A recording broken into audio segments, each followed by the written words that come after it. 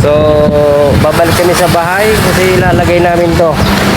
Itong 22mm na wire doon sa poste at saka sa safety switch. Ayan. Biyahe kami papunta doon.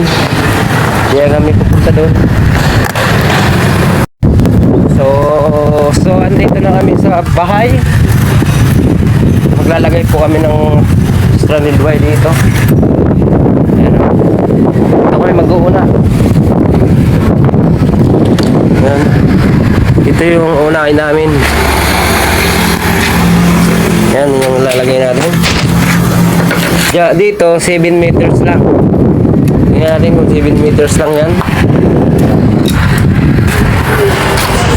Lalagay pa tayo dito ng kawitan ng welding machine dito. Kawitan ng welding machine. So ayan, nagsukat din ng 7 meters para dito sa safety switch. So puputulin na natin.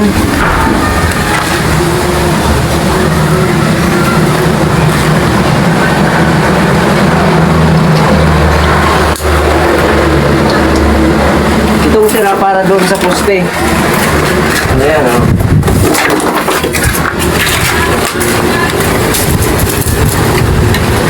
7 meters lang to. Para to sa entrada.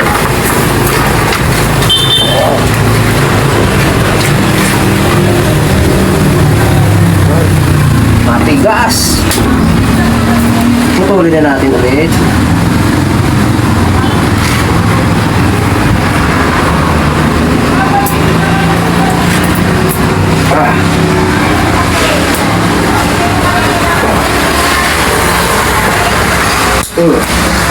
Ayan.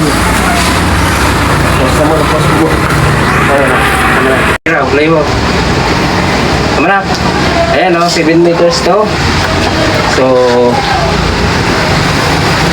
pinagdalawa natin para dito sa magawing entrada. So let's go. Tapos ko na. So ayan. Talagay ko na yung entrada.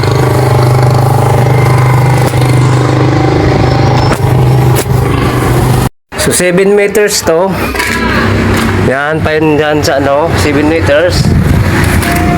Itong natira na to 18 meters. Kasi 25 meters to. So may natira pang 18 meters. So paghahatiin natin yan, magiging 9 meters kada isa.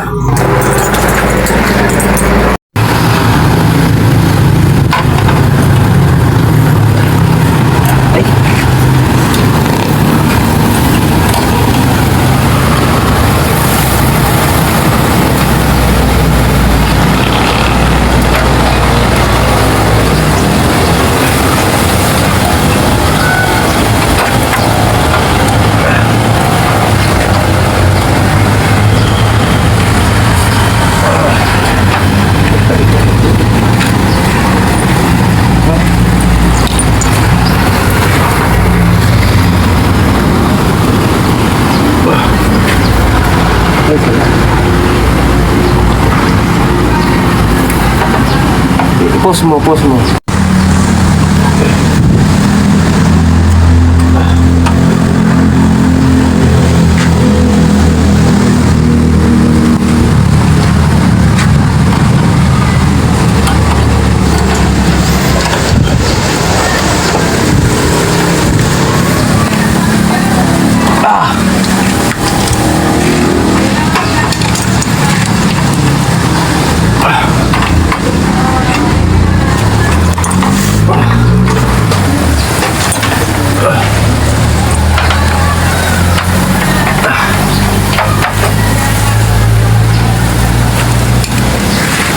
Ay, mahirap ito na muna ito. Yan.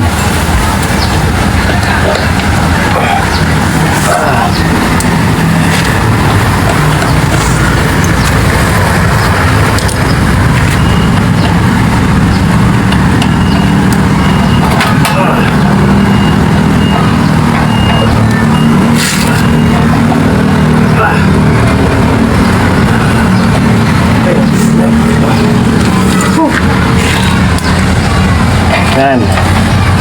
So medyo mahirap lang iyan kasi matigas tong wire. Matigas pa sa ulo. Ano ba ganun? Ano pa? Hirap tubig. Tigas lang dyan.